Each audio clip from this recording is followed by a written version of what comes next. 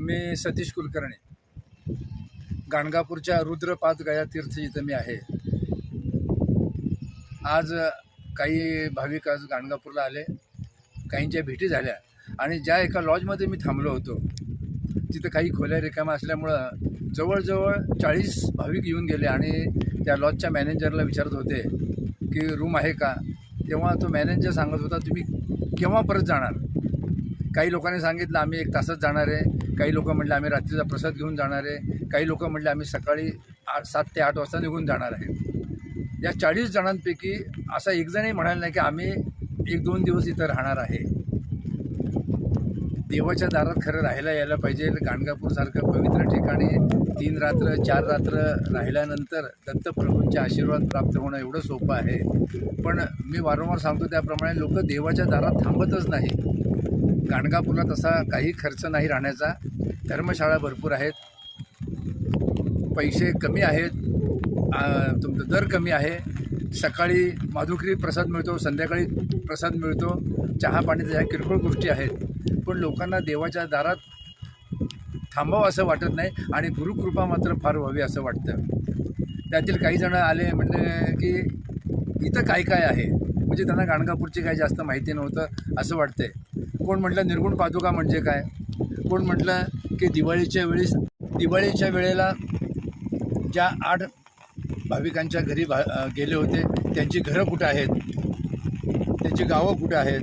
त्यानंतर एकाने प्रश्न विचारला की इथं अष्टतीर्थाची नावं काय, आता स्नान केलं तर चालेल का. थोडं पाण्याचं डबकं झालं, कुठं तीर्थ शिल्लक नाही तरी लोकांची आंघोळ करायची घाई, जेव्हा यायला पाहिजे तेव्हा भाविक येत नाहीत. असे अनेक प्रश्न का विचारले जातात की हे लोकांचं अज्ञान आहे. आणि विशेष म्हणजे या लोकांनी गुरुचरित्राचं पारायण अनेक वेळा केलेलं होतं. मी अनेकांना विचारलं बा गुरुचरित्र वाचलं का. हो म्हटलं, अहो आम्ही आपल्या वर्षातून 2 वेळा पारायण करतो. पुन्हा माझा तोच प्रश्न आहे, हे पारायण होत नाही, हा पुढे फिरवण्याचा कार्यक्रम होतो. त्यामुळं तुम्हाला गाणगापूर काय आहे, गाणगापूरला कुठे गेल्यानंतर कशाचा लाभ होतो आणि गाणगापूरमध्ये काय काय महाराजांनी चमत्कार केले हे जर जवळून पाहिजे असेल तर तुम्हाला इथं मुक्काम करावं लागेल.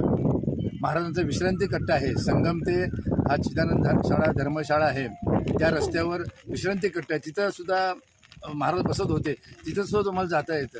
म्हणून ज्यांना गाणगापूरची पवित्र भूमी पाहिजे आहे, महाराजांची स्थानं पाहिजे आहेत, त्यांनी 8 दिवस राहायला काही हरकत नाही. 8 दिवस अत्यंत स्वस्त आणि मस्त. आणि स्वस्त आणि मस्त म्हणण्यापेक्षा लोकांकडे पैसे आहेत, लोक अनावश्यक पैसा खर्च करतात. ग्रुपने आलं, एखादी गाडी करता येते, ग्रुपने आलं एक मोठा रूम घेतला तर 7-8 जण राहू शकतात. पण त्यासाठी आवड महत्त्वाची आहे.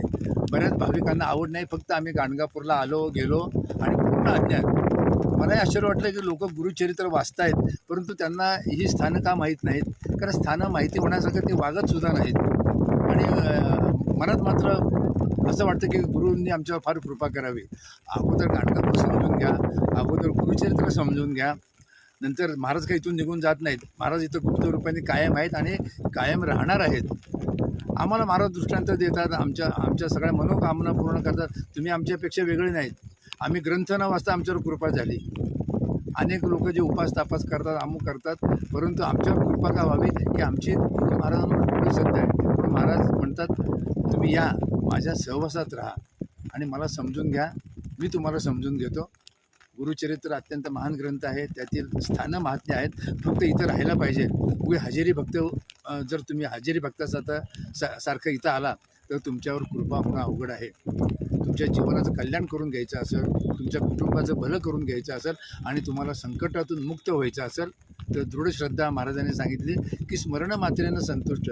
मला शरण या, माझ्यावर दृढ श्रद्धा ठेवा आणि मला फक्त मनोभावी तुम्ही प्रार्थना करा, तुमच्या मी सगळ्या मनोकामना पूर्ण करेल.